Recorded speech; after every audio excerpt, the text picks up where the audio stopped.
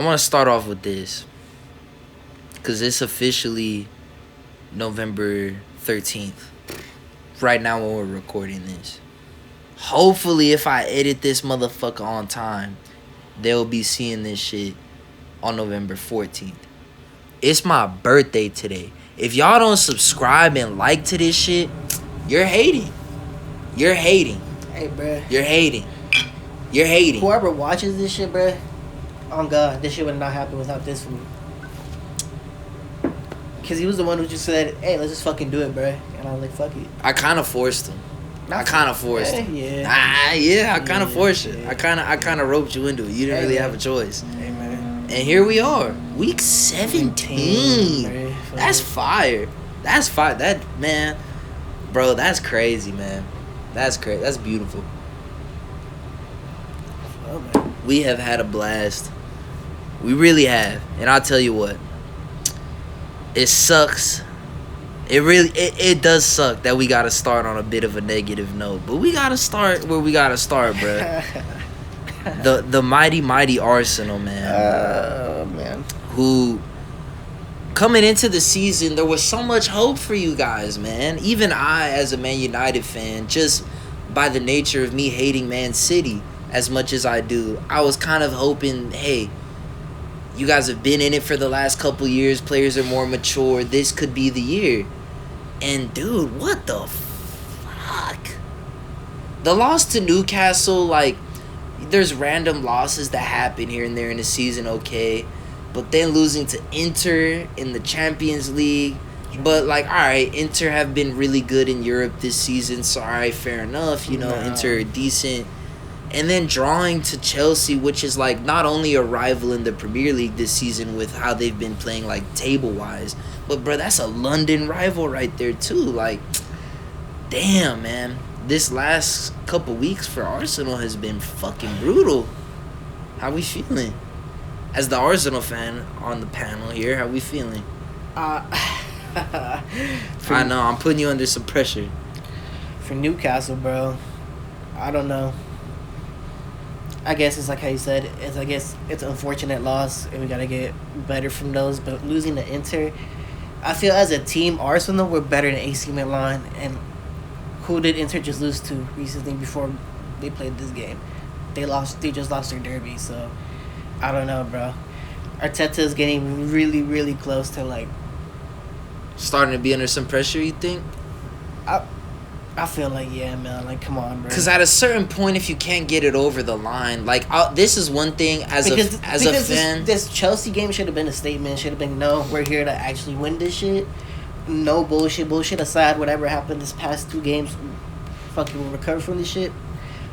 But we ended up drawing to probably one of the worst Chelseas we've probably seen, like, in the last few years and shit.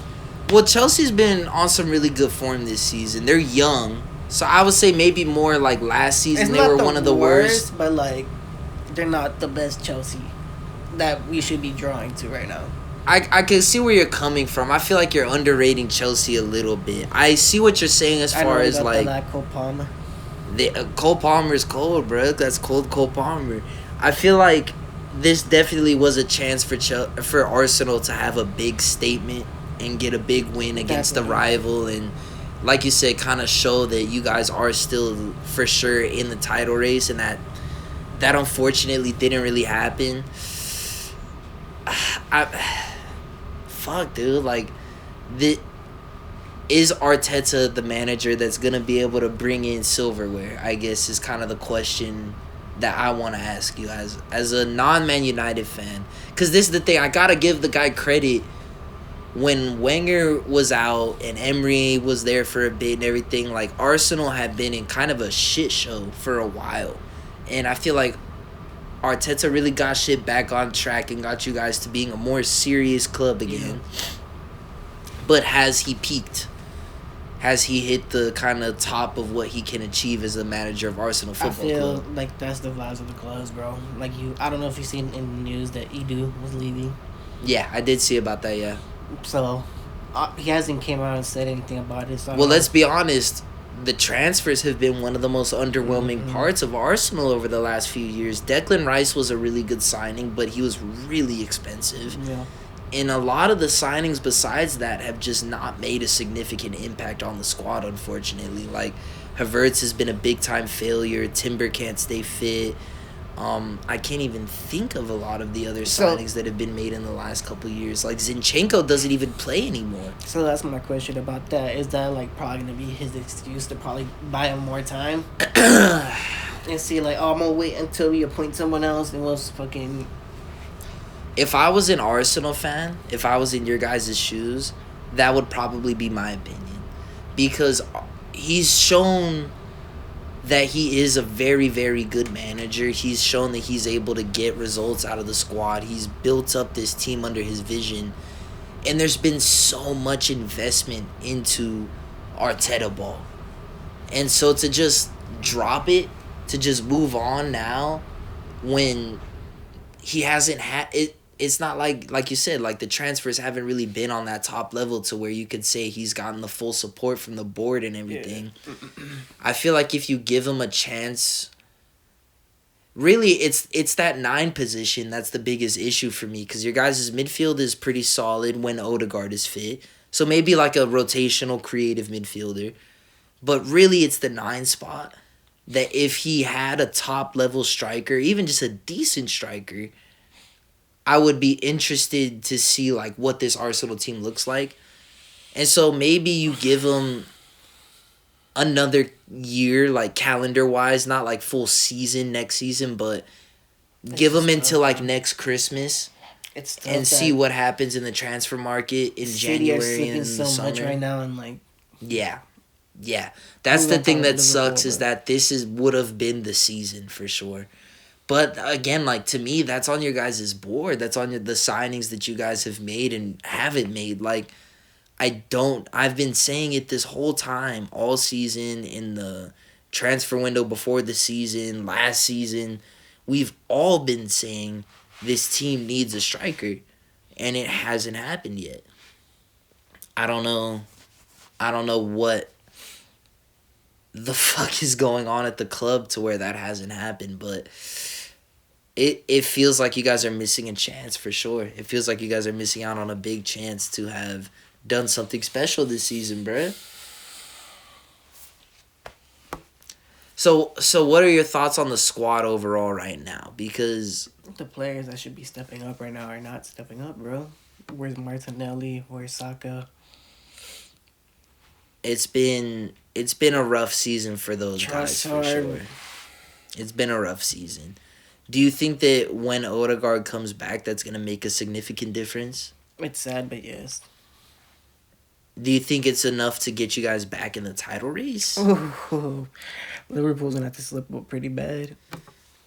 I feel like that's possible. Because I've been really surprised with Liverpool's form. I feel like they have kind of a bad run at some point that could happen. Their new manager's cooking right now, bro. If they have any injuries to any of those players, we've seen how quickly it goes to shit, though. So if that happens, and even then, like, I just don't see that they keep up this super great form for the rest of the season. I feel like that would be really, really impressive. That one, yeah, bro. Like I said, Liverpool will have to start slipping up. I don't know, man. I don't know. It's tough, man. We put ourselves in a tough fucking position with the draws and the losses, bro. That's rough, bro. We do not look like a title-winning team with that. Just fucking draw, fucking scoreboard, whatever the fuck you call it. Fucking draw, loss, draw, loss, draw, loss. Yeah. I'm curious. So I know we're at the international break now, but when we come out of it, honestly, it's not a super easy run. Because Sporting have been really good in Europe. That'll be a tough game. With your new manager. West Ham is always a kind of tricky game. London Derby. Obviously, United, who knows how we'll look by December. Who knows? Yeah, man. You guys got not the easiest run for the rest of the year for 2023. We will have to see, man. We will have to see. Who does Liverpool have? Let's see.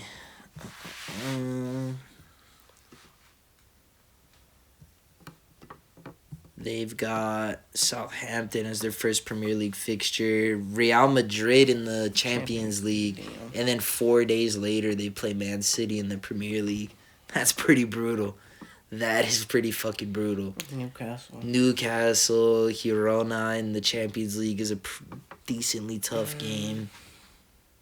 Yeah, they've got some tough games in there, but you know they have looked good. They have looked good. We'll see. I will be very surprised if this great run of form they've been on so far continues, but I don't know. We'll kind of get into some of that stuff a bit later.